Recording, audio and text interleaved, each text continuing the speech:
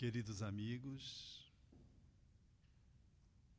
é com imensa alegria que podemos hoje compartilhar nessa mistura mágica do açaí com piqui, nos ensejando paz.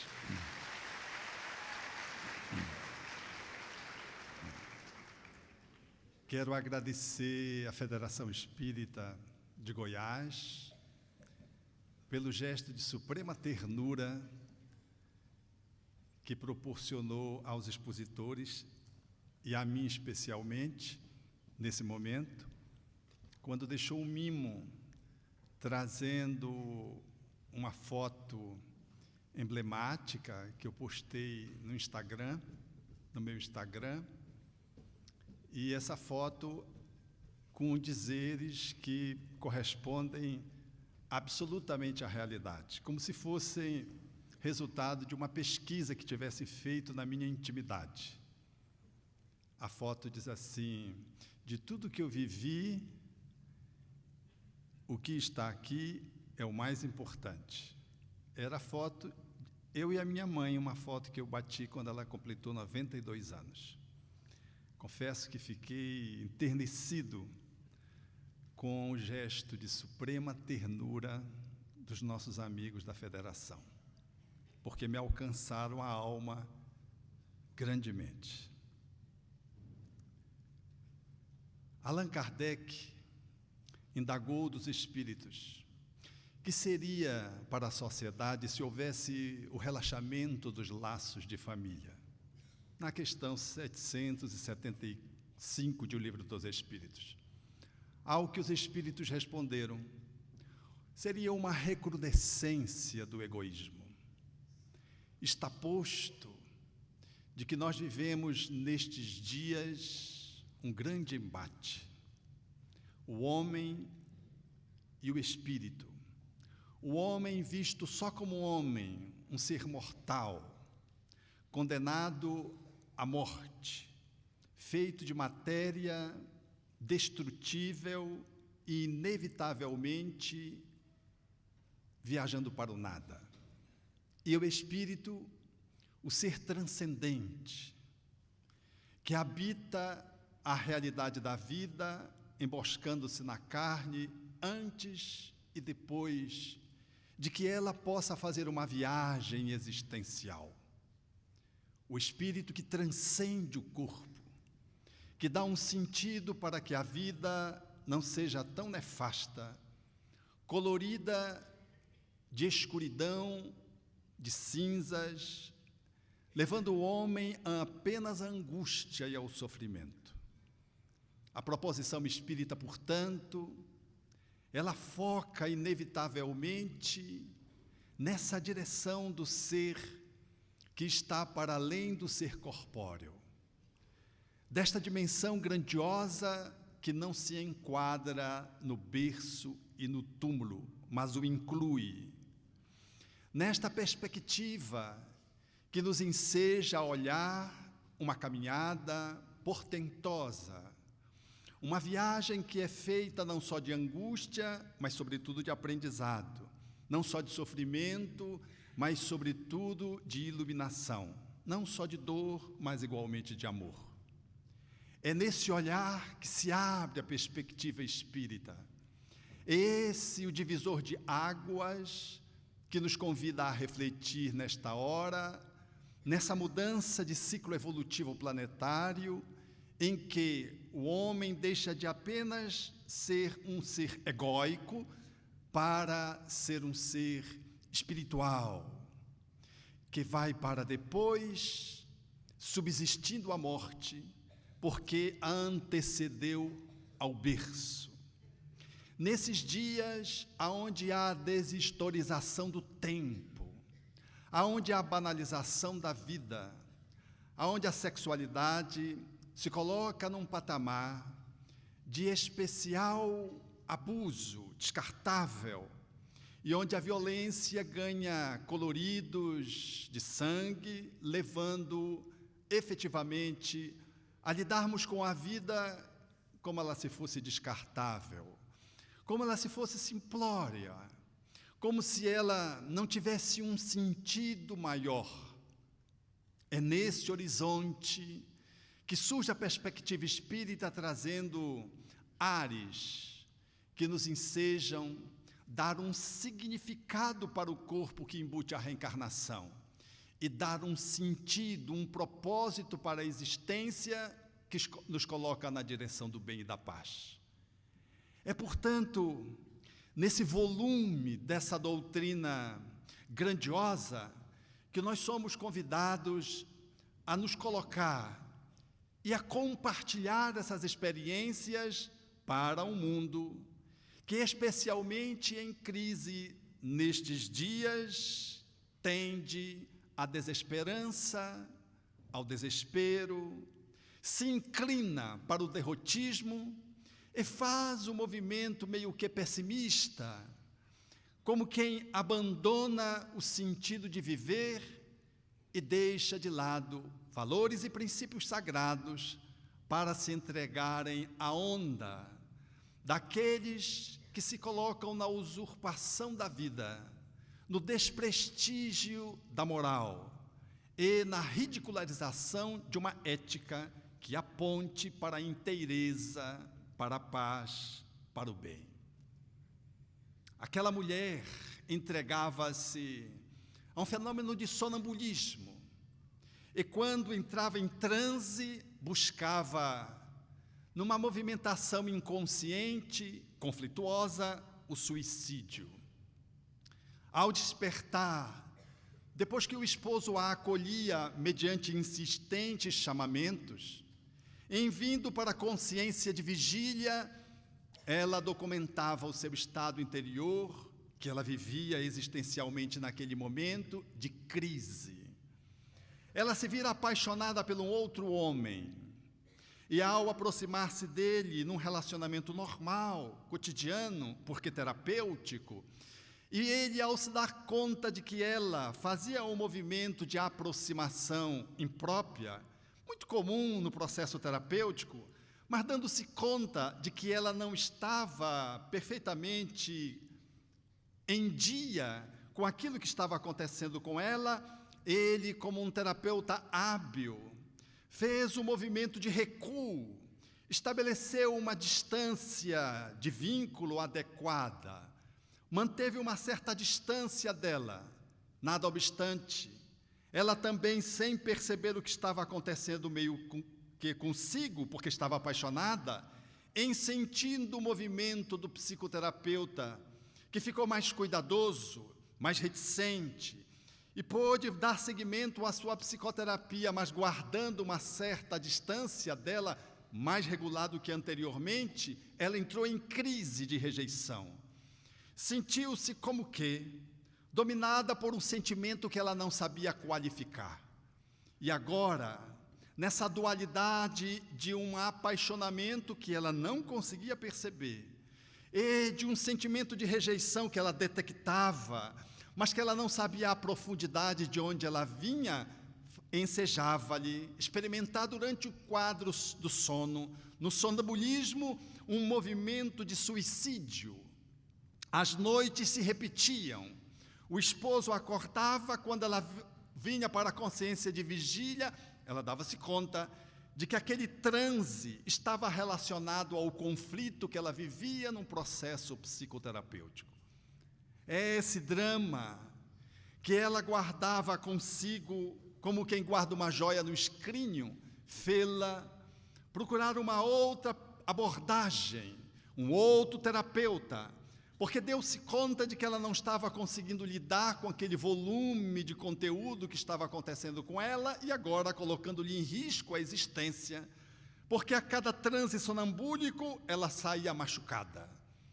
E foi nessa experiência que ela fez um mergulho profundo e pôde acessar memórias que estavam guardadas e que, nada obstante fazerem muito tempo, atiçavam o aqui e o agora, desestruturando-a.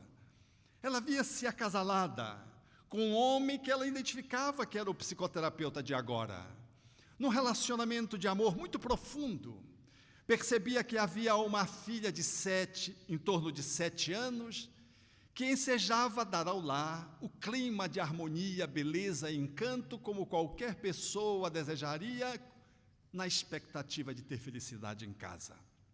Foi nesse vão das suas rememorações que, não faltando nada, ela ficou surpreendida com uma tragédia. O esposo experimentara uma movimentação de tocaia de inimigos e lhe assassinaram brutalmente. Quando ela soube da cena, ela entrou num estado de choque. Ficou tão mobilizada que saiu da sua consciência de equilíbrio daquele momento, dando-se conta, num ato contínuo, rememorando as suas memórias, já no féretro, quando ela, olhando para o caixão, via o esposo fora do caixão. E ele, angustiado, dizia para ela que o amor dele para com ela era para a eternidade. Ela observava, não obstante, que ele estava angustiado, ansioso, e ela estava completamente desequilibrada, sem entender muito bem aquilo que era a remoção de conteúdos muito profundos que estavam relacionados a outras vidas.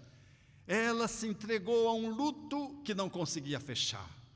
Os dias se seguiram, ela deprimiu e começou a lembrar da experiência que vivera com ele em vida e daquela pós-morte, como se fosse uma alucinação de tê-lo visto do lado do corpo, dizendo para ela que o amor era para a eternidade, dando sentido transcendente para aquele relacionamento que era tão belo, tão delicado e tão profundo. Foi então que ela urdiu uma estratégia de encontrá-lo, não conseguindo resolver a encrenca que sediava o seu coração, levando-a da tristeza para a depressão. Ela maquinou o suicídio.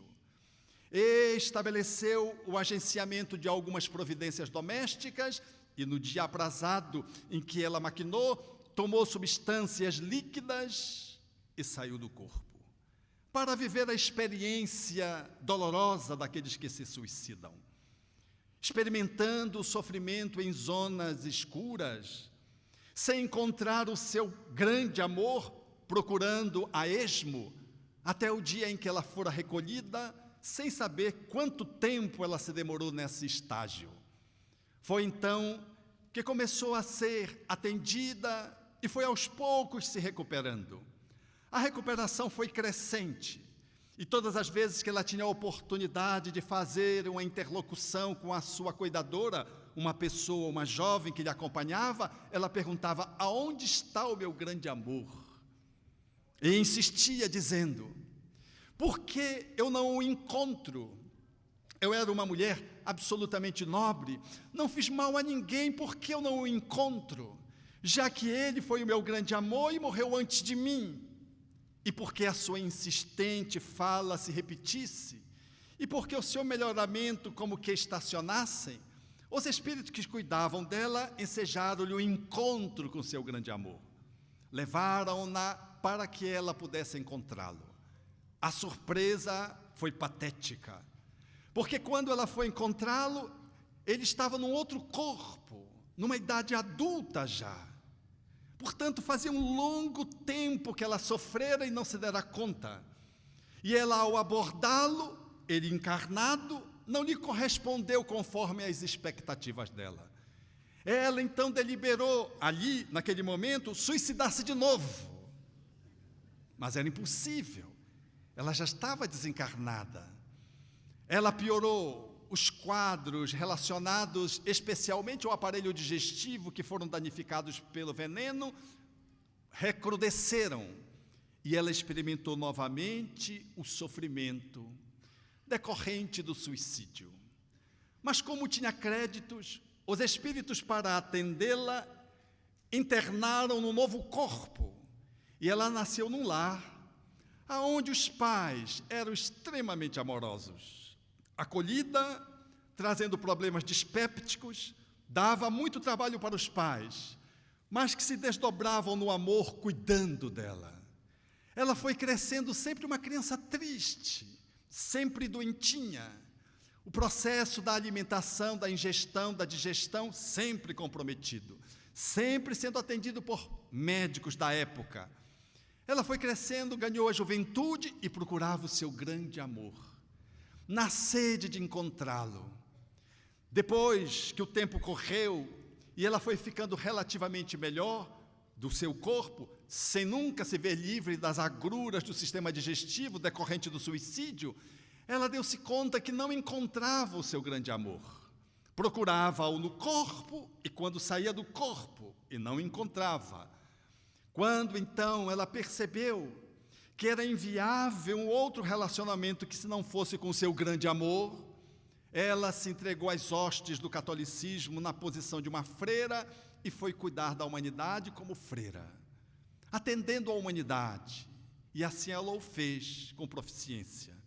Até que numa idade mediana, de adulta, jovem, com os processos que estavam instalados como consequência do suicídio, ela adoeceu do estômago e desencarnou num processo muito difícil, saindo do corpo.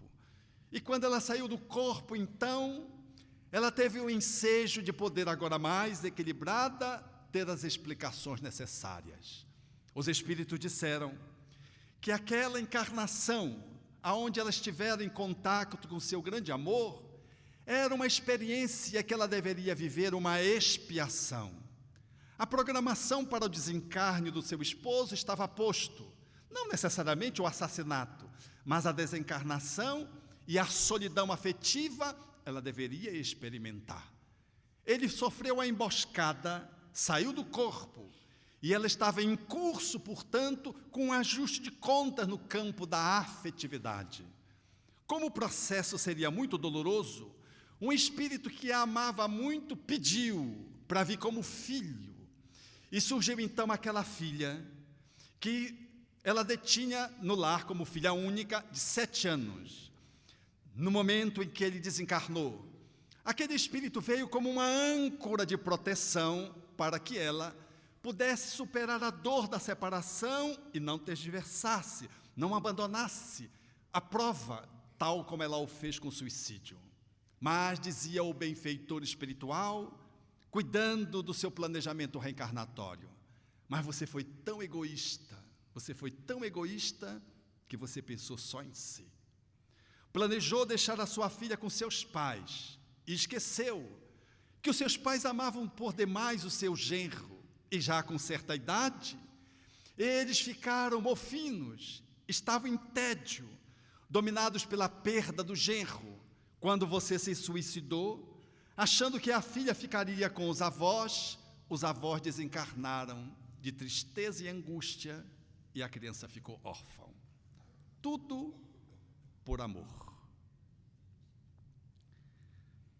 Essa pessoa saiu do transe, que fora estabelecido para poder trabalhar as crises torturosas, torturantes, desafiadoras do sonambulismo, que lhe inclinava ao suicídio, e começou a fazer a conexão daquela vida com as suas outras existências, daquela existência vigente com aquelas que ficaram para trás.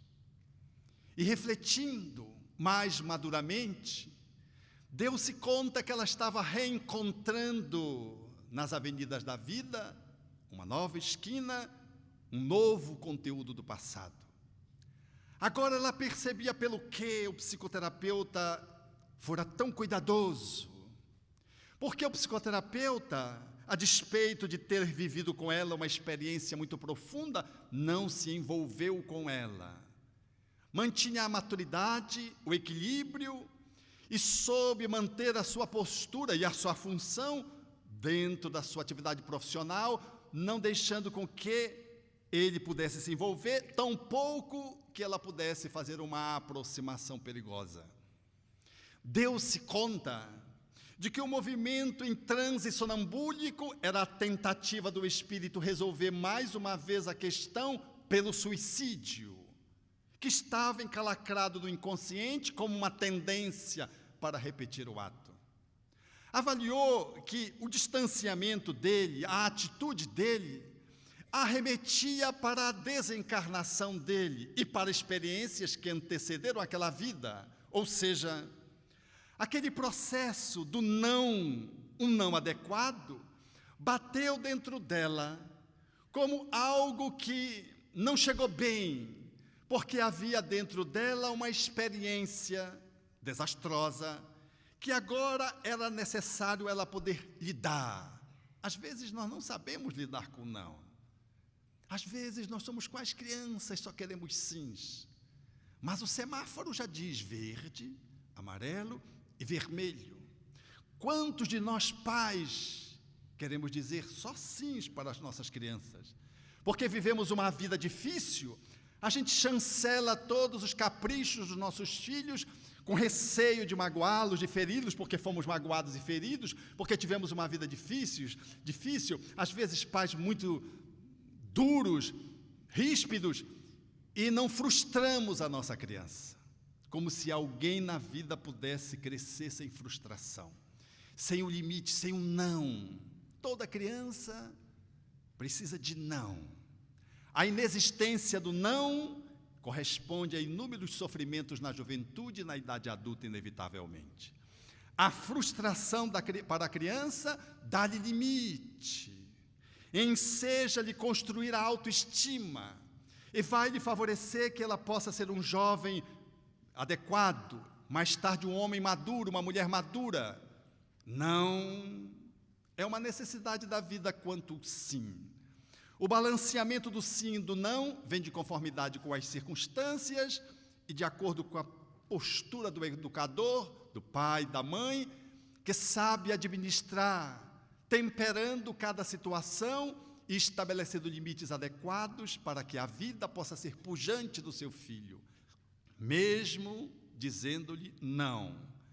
Mesmo diante de um show que ele dá, porque às vezes ele se joga no chão, e às vezes já nem tem lágrimas, ele fica olhando para você, se é no shopping, para saber como você vai reagir e se ele vai conseguir o seu objetivo, que é aquele brinquedo, que você já disse quando saiu de casa que não saiu para comprar brinquedo. E ele chora, rola no chão, grita. E se você é um pai ou uma mãe mais desavisado, mais maturo, dotado de vergonha, você vai dizer, está bem, eu compro, cale-se, e ele já sabe a estratégia de dominar você. E vai fazer isso mais tarde como adulto, dar shows que às vezes vão terminar em tragédia. Mas se você é um pai e uma mãe que está centrada no processo da frustração, que sabe que o não é tão importante quanto o sim, usado na hora certa, você olha para ele e fica, ok. Ele rola, você rola com ele, nos olhando. As pessoas se aproximam e dizem, coitadinho, isso que também, coitadinho. Ele está fazendo um treino cênico para participar de um teatro.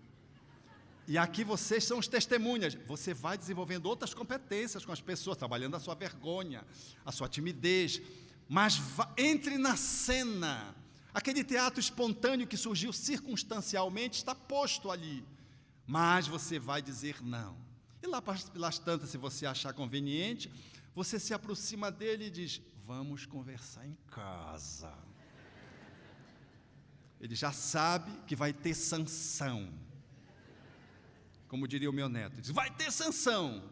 Porque um dia ele estava em casa, eu cheguei, a companheira que atua na atividade doméstica me disse, o senhor não sabe, o Noah puxou uma faca para mim, uma faca, uma criança de 4 para 5 anos, puxa a faca para o outro.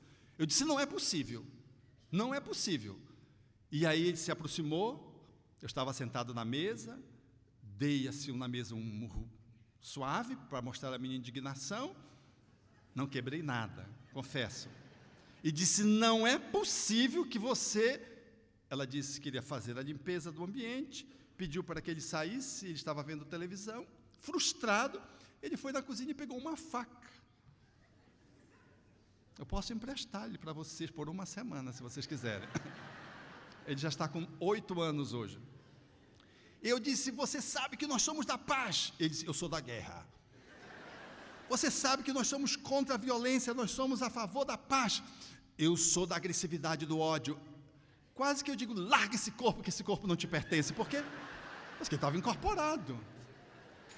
E eu disse para ele, vai ter sanção. Ele disse, o que é sanção, vovô? Me desconcertou, porque não era uma pergunta para ser feita naquela hora, porque eu bati controlado, mas eu estava aborrecido.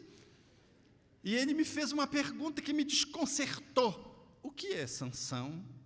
Sanção não é punição. Porque nós vivemos num país e num mundo que esqueceu de educar. Ou cambamos para a impunidade, ou cambamos para a punição, para o castigo.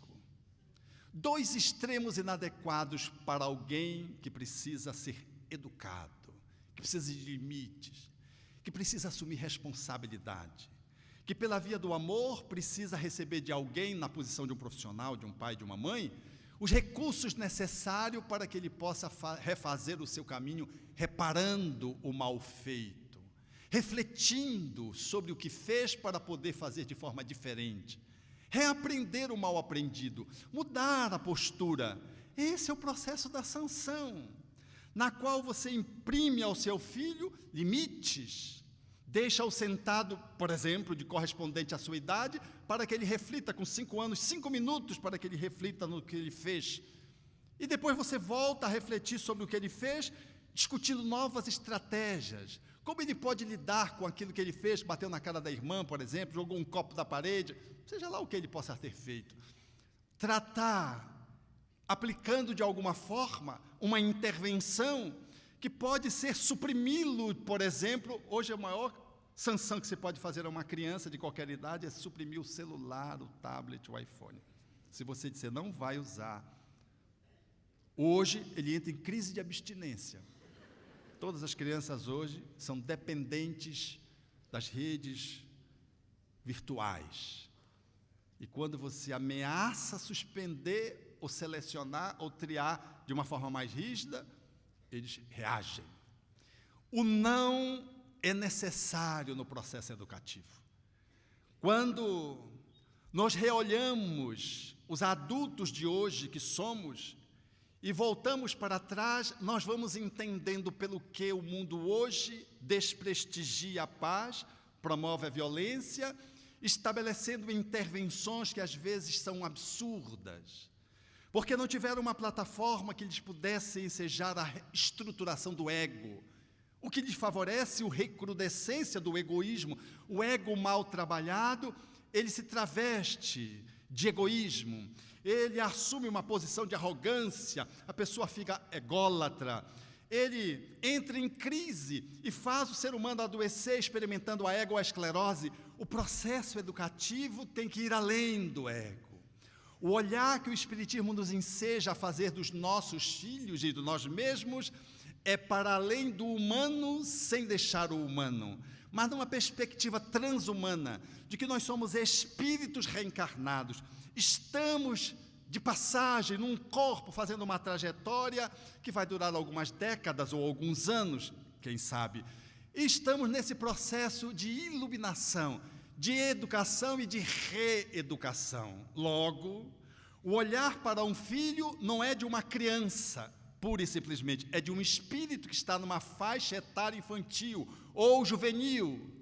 E esse olhar me implica, portanto, um investimento que precisa ter esse alcance para que a minha ação seja efetiva, seja profunda, para que eu não fique trabalhando apenas os efeitos, a maquiagem, apenas a transparência de um formato de uma máscara, apenas para que a criança ou o jovem pareçam que são de boa família.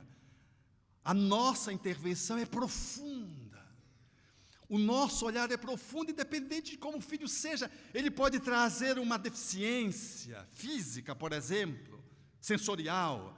Ele pode estar incluído no espectro autista, na faixa bem de baixo, no processo da limitação, aonde o espírito, naquela circunstância, portanto, olhar-se a criança como um espírito que está revestido de um corpo e com dificuldade de poder fazer o contato com o mundo, porque numa certa medida está fugindo de si mesmo, fugindo dos outros, está num processo expiatório, porque está no grau máximo do autismo, a despeito de que o autismo, num novo olhar da psicologia, da medicina, seja vista como uma condição do ser, não como uma patologia pura e simplesmente, dentro do espectro, nós vamos entender de que aquele que é o ponto mais limitado do autismo, aquele que traz essas alterações de uma forma mais dramática, eles são muito cerceados e precisam de pais que tenham a habilidade da chegada, para que a violência que aquele espírito possa ter perpetrado no passado, possa encontrar no presente a paz mediada por 2 anjos tutores que são seus pais. Vindo para cá, no avião, eu vi a entrevista do Márcio John Mion, que trazia a sua fala sobre o seu filho, a que ele deu o nome de Romeu, trazendo o autismo grave pela sua descrição. E na cena que se mostrava enquanto a entrevista passava, a criança dançava com ele e o abraçava, e o entrevistador lhe indaga sobre aquele gesto incomum no autista, porque o autista grave, ele funciona mais como o gato, não como o cachorro. O cachorro corre atrás de você, pula. O gato, ele só vem quando ele quer. O autista, ele tem esse perfil. Você quer, ele não quer. E às vezes você não está nem aí, quando vê, ele vem. Então, ali, o pai tinha proposto e ele veio, dançou e no final abraçou. E o pai disse, mas foi muito investimento. Porque no início eu ia abraçar, ele não queria. Ele disse, mas eu vou abraçar você. E ele dizendo, e eu insistia, e eu abraçava, e hoje ele me abraça espontaneamente. Nós nos abraçamos muitas vezes. Nós estabelecemos uma relação de afetividade profunda, mas teve muito investimento da minha parte. E olhou para a câmara e começou a se dirigir aos pais dos autistas, dizendo da necessidade desse investimento. E ele resumia, nós temos que estabelecer uma relação de amor com os nossos filhos, sob pena de não conseguirmos superar os limites que o nosso filho traz. O investimento nos nossos filhos é uma decisão por amá-los. Porque é conhecida a situação daquele homem que foi indagado pelo amigo. Como é que está a tua vida? E a minha vida está horrível. Por quê? Porque eu não tenho tempo para nada. Eu tenho que ir lá para minha esposa, lá no supermercado. Depois o meu filho, tem que levar meu filho, o tempo dele lá para a escola. Não tenho tempo para nada. Aí depois tem que levar para o inglês. E foi enumerando as tarefas, dizendo que ele estava muito ruim por conta disso. Passado um certo tempo, ele reencontrou o amigo sorrindo, feliz, disse, tudo bem? Disse, tudo bem. Ele disse, deve ter separado. E disse, está tudo bem mesmo? Está tudo bem. E como é que está lá em casa? Normal. Normal como? Nada. Agora, o teu tempo. Eu tenho todo o tempo do mundo. Disse, aí que separou mesmo. Quando você separa, você fica com todo o tempo do mundo. Não tem. E ele disse, separaste? Disse, não. Eu me apropriei do meu tempo. Porque eu ia para o supermercado pela minha esposa, eu decidi não ir por ela, decidi por mim, é o meu tempo. Então eu escolhi ir para o supermercado por mim, pela minha família e pela minha esposa. Eu não vou à escola porque é o tempo do meu filho, é o meu tempo que eu decidi compartilhar com o meu filho. Então eu vou à escola levar o meu filho usando o meu tempo, esse é o meu tempo. Quando eu levo ao inglês, levo ao futebol, não é o horário do meu filho jogar futebol, é o meu horário que eu escolho estar com ele na atividade esportiva dele. Então, o horário de levá-lo à escola é o meu tempo que eu compartilho com ele. Então, eu voltei a ter todo o tempo do mundo. Uma mudança de perspectiva que silencia uma violência doméstica que está posta no enrijecimento das relações. Um pequeno olhar por uma janela diferente que muda o vetor e faz com que você se aproprie de você e decida de que a vida é sua, o tempo é seu, e quando você vai fazer as interações, as atividades domésticas, a convivência, você o faz porque você decide, movido pelo amor que você vai compartilhar com aquele filho que tem limitação, com aquele outro que é violento, com aquela esposa, com aquele esposo que é um esposo difícil, uma esposa difícil. É uma escolha que eu faço, num investimento que eu imprimo, estabelecendo um novo movimento dentro da família. O processo da convivência é inevitável para que se possa estabelecer a paz em família. Nós só resgataremos a família nessa perspectiva para além do ego, fazendo uma movimentação mais pacificadora e pacífica, quando decidirmos melhorar a nossa convivência. Ainda que o tempo cronometrado, numérico, quantitativo, possa não ser tão favorável, mas o tempo qualidade, ele recebe de você a entrega, a presença. Porque às vezes eu estou ao lado de alguém, mas eu não estou com esse alguém, eu estou no celular, estou no computador, estou no tablet, estou na televisão. Quantos de nós ficamos com os filhos, mas não ficamos? A gente está na televisão vendo o jornal, vendo a novela, e o filho está correndo. Você está com ele? Não está. Você está no equipamento, e o filho se necessitar de você, talvez ele demande de você, você diz assim, espera um pouquinho, deixa eu só acabar essa notícia, essa cena. Você não está com ele. Você está fazendo um investimento naquilo que pode ser a tua escolha também. Você tem o direito de escolher, ver o jornal, ver a novela. Mas quando estiver com o filho, está com o filho. Senão, a gente se engana. E a gente está no equipamento, mas o equipamento está para nós, não está para ele. Às vezes ele está do lado. Às vezes nós estamos desfrutando o mesmo equipamento, mas o equipamento está a serviço de quem? Do adulto ou da criança? Do adulto ou do jovem? Ser presente com o outro, estar com o outro, também é uma escolha. E no processo de investimento na paz, não tem educação que não se faça pela convivência, não tem outro jeito. E não tem educação que se faça dissociada de uma relação presencial e amorosa, sob pena de você não dar conta de poder lidar com as demandas que surgem sua e do outro. E é nessa demanda, olhando-se e olhando o outro como seres reencarnados, nós vamos, portanto, modular a interpretação de cada situação e perceber que mesmo os filhos sendo gêmeos, que eles são feitos de matéria-prima igual do ponto de vista genético, são irmãos iguais, do mesmo óvulo e do mesmo espermatozoide, ainda assim são espíritos diferentes. E que ainda que você tenha a equanimidade como uma atitude perante os seus filhos, você escolhe fazer as intervenções em cada um de conformidade com a têmpera, o caráter inato de cada espírito. Um você segura um pouco mais, o outro você abre um pouco mais. Um você tem que estimular, o outro você tem que segurar, porque o outro já vai nas aventuras. E o outro você tem que tirar do ninho, porque ele não quer sair do ninho, você tem que empurrar um pouco. Cada espírito é único. E ele traz em si a proposta de como deve ser educado. Ele traz, portanto, um formulário, um manual de como é que ele pode ser manejado. Mas temos que ter o tempo de convivência para lê-lo, a fim de poder, interpretando, saber de que modo nós vamos poder lidar com ele. Porque o que se presta a um não se presta ao outro. Esse estímulo que você faz aqui não pode fazer aqui.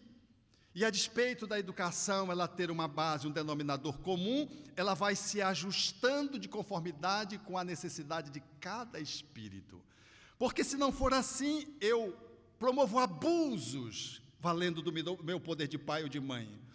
Eu promovo o descarte de um filho. Eu experimento a relação de desamparo com os meus filhos, que eu não dou conta de poder lidar com ele, não convivo, ele é muito chato, então eu escolho um melhorzinho para ficar com o melhorzinho. E aí esse vai ficando de lado e ele já está meio chatinho, meio violento, exatamente porque ele fica de lado. Esse olhar da família, nessa perspectiva espiritual, do pai que desce da sua altura para ir para o chão para brincar com os filhos pequenos, porque eu vejo hoje quão os pais não brincam com seus filhos. E o quanto hoje os adolescentes cometem crimes, especialmente nessa época do carnaval, com os aditivos alcoólicos, e que se você pergunta para eles, segundo a pesquisa que Roseli Saião, a psicóloga Roseli Saião, estabeleceu, eles respondem sempre, a despeito da crueldade que tenham cometido, de que eles estavam querendo brincar. Nós castramos a brincadeira das crianças. Nós, às vezes, limitamos tanto a criança que ela não tem oportunidade de se melar, de fazer guerra de travesseiro. Ela não tem oportunidade de dar um tabefe um no outro, porque qual é a criança que não dá tabefe do outro? Só se for Bezerra de Menezes encarnado ao lado de Joana de Ângelo. Aí vão ficar orando, por certo. Mas se eles forem como a gente é, a hora do tabefe é quando são pequenos. E é na brincadeira, porque é na brincadeira que surge o emergir do manual. E é ali que você vai estabelecendo direito, vai esculpindo princípios. É ali que você vai dizendo não, vai dizendo sim. É ali que você vai traçando limites. É naquele momento do brincar de que você faz a sua imersão para não brigar. Os pais que brigam muito com seus filhos, brincam pouco com seus filhos. E chega na adolescência, já vai o enfrentamento físico, ele vai para a academia, ganha força muscular e faz o enfrentamento físico, e chega com a mãe e diz, por que se separa do meu pai? Porque o casamento já está uma droga mesmo, como vi essa semana um dizer, mas por que você não se separa do meu pai? E a mãe com dificuldade de fazer da justificativa, porque ele presenciou um abuso do pai em relação à mãe, do ponto de vista da violência verbal e física, que ele teve que interferir. E ao entrar, sobrou para ele, que ele apanhou também. Mas ele já é graúdo, e a despeito de ser filho, ele faz um enfrentamento, ainda que lateral, contra o pai. Minha mãe, por que você não separa dele? Esse processo de violência doméstica, ele surge por pouco investimento com as crianças. Na minha experiência psicoterapêutica, eu descobri de que nós não sabemos dialogar. É difícil encontrar um adulto que saiba dialogar. A gente fala, contra-ataca, ataca, mas dialogar, fofoca, a gente consegue fazer muito bem fofoca. Mas dialogar é difícil. Eu estou falando de mim mesmo, não estou falando dos outros, estou me incluindo. Dialogar requer competência, mas nós não conseguimos dialogar porque nós não aprendemos quando éramos criança, porque a gente aprende a dialogar quando a gente é criança. Mas é mais fácil a gente botar um olho, dar um grito, puxar o pedagogo, o psicólogo, que é uma sandália ou é a outra. Aí a criança se acomoda, você é grande, ela é pequena, você dá um berro, ela se assusta. Do que sentar e ir à exaustão conversando com ela. À exaustão. Precisa ter tempo para aprender a dialogar. Mas precisa ter tempo para que o educador ensine o outro a dialogar. Nós não temos tempo. Como é que se faz paz sem tempo? Como é que se controla a experiência da drogadição, da dependência de substâncias que chega na adolescência aos nossos jovens, e a gente quer resgatar se a gente não investiu na infância? E o papel fundamental no resgate é o do pai, na assessoria quando a criança, o adolescente, já está vitimado pela dependência. Porque há dos pais um distanciamento ainda, a despeito de ter mudado muito, nós pais delegamos muito à mãe e não ocupamos a nossa função ao lado, junto com. E nesse investimento de tempo, de estar com ele, ser presente com ele, de dialogar à exaustão e de poder tocá-lo, abraçá-lo.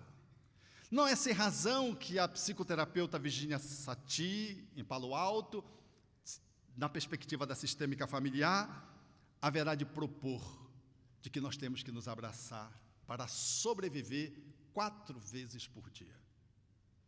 Quantas vezes você abraçou hoje? Sobreviver. Eu prescrevi, às vezes, com um paciente, certa feita. Ele voltou e disse, e você, que tal? Não, eu cheguei com a minha irmã, abracei 4 vezes assim e fui embora. É abraçar. E diz Virginia Satir, mas se você quer viver, não só sobreviver, você tem que abraçar 8 vezes ao dia. Mas se você quer crescer, 12 vezes ao dia. Não é o abraço da convenção social, é a expressão do afeto, é o toque, que começa quando a gente é criança. Ser acolhido nos braços, ser envolvido, ser tocado. É aí que começa a experiência da amorosidade que vai nos preservando mais tarde de instâncias muito perigosas, que nos inclinam ao suicídio, ao homicídio, ou à eutanásia, quando os nossos filhos crescem e nos matam, abreviando a nossa desencarnação. Violências contra a vida dramáticas que surgem assustadoramente, aumentando as estatísticas nos dias atuais no mundo. É esse investimento do toque, do abraço, de poder olhar-lhe nos olhos, não para dizer, o que é que você fez? Deixa eu olhar nos olhos, para você está mentindo. De olhe nos meus olhos, veja quem está nos meus olhos. Seu filho vai olhar, vai vê-lo. Pois é, você está dentro de mim, eu amo você. Não só abraçá-lo, dizer que ama, precisamos ouvir que somos amados. Faz diferença ouvir.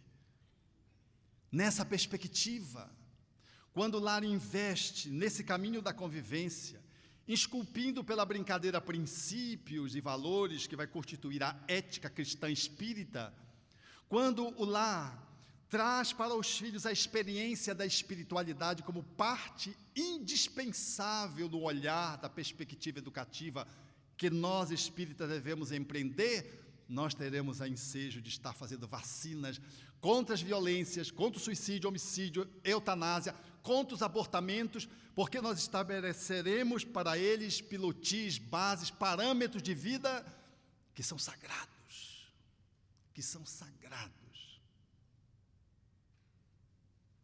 Eu dizia para o meu neto, para mais um lance autobiográfico para a gente ir encerrando. Ele disse, 5 anos, vamos jogar daqui. Do prédio só tem 13 andares. Eu digo, pois é. Aí eu mostrei algumas deficiências físicas. Olha, isso aqui se suicidou, aconteceu isso. Educação quase herodiana, né? Fui mostrando assim, tá? Mostrei. Vou esse sem braço. Pois é, esse sem braço. Aí dava as explicações, de acordo com a cabecinha dele, eu fui dando as explicações. E relacionando a vida, e ao desrespeito à vida. Aí um dia ele está na mesa e disse, eu vou me jogar. Outra vez. Aí eu olhei para ele e disse, vou nascer sem braço, vou nascer sem perna, vou nascer sem cabeça. Ele tirou até a cabeça dele. Aí eu comecei a rir, porque ele me olhou e estava me devolvendo aquilo que eu tinha esculpido no Evangelho no lar, mostrando o que acontece com as pessoas que se suicidam. Vacinando ele, porque esse instinto impulsivo está presente nele. E quando ele, diante de mim, falou no suicídio, que eu olhei, ele me olhou, ele disse, eu nasço sem cabeça, sem braço, sem perna e sem cabeça. Aquela mulher, depois daquele transe psicoterapêutico, reaprumou-se.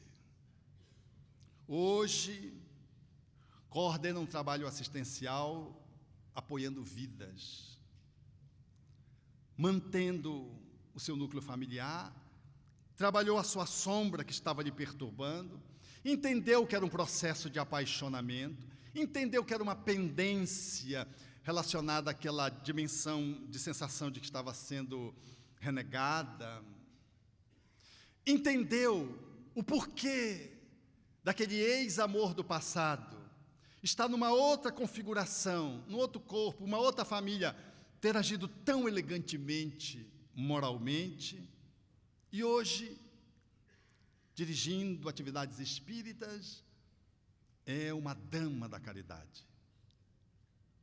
Nós somos chamados a darmos um salto de qualidade sobre os nossos próprios limites e fazermos um grande investimento, trazendo o Evangelho, à luz do conhecimento que os Espíritos nos ensejaram trazer,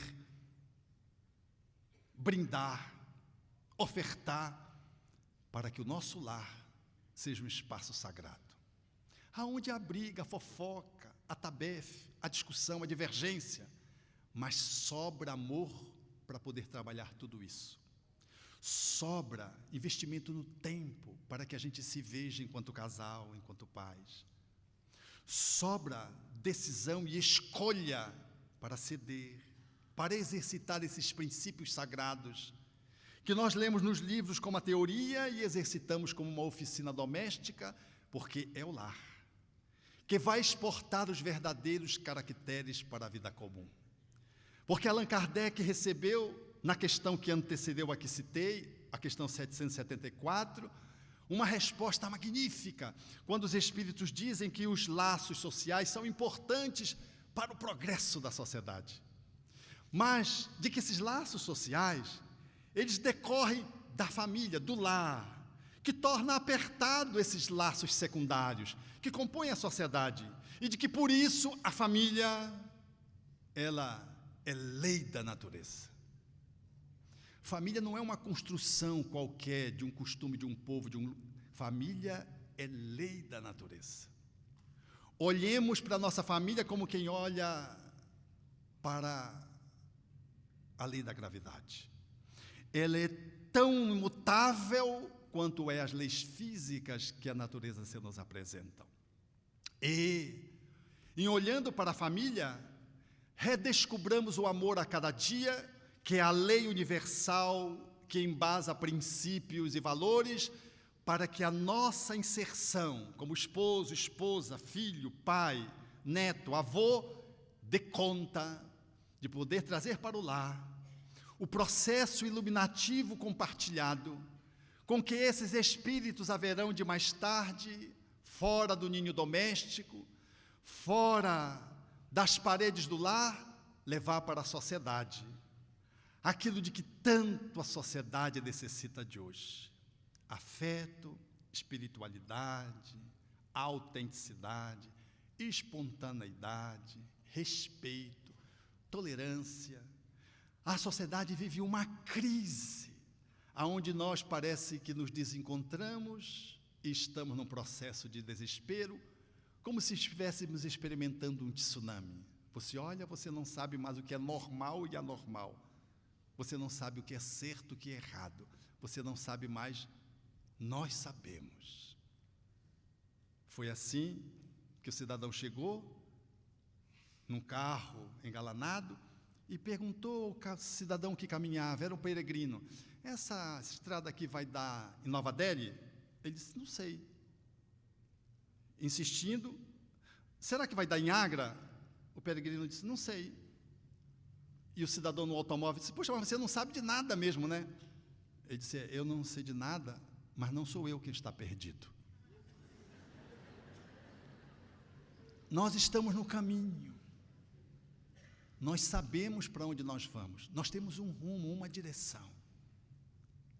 Nós somos caminhantes da amorosidade, na construção do mundo novo, que começa dentro da gente e que se espraia nas nossas funções do lar, dignificando a vida, implementando a paz nas nossas relações, na superação dos nossos conflitos inevitáveis, para poder fazer do nosso micromundo uma experiência regenerativa, um espaço onde a gente tem saudade de voltar.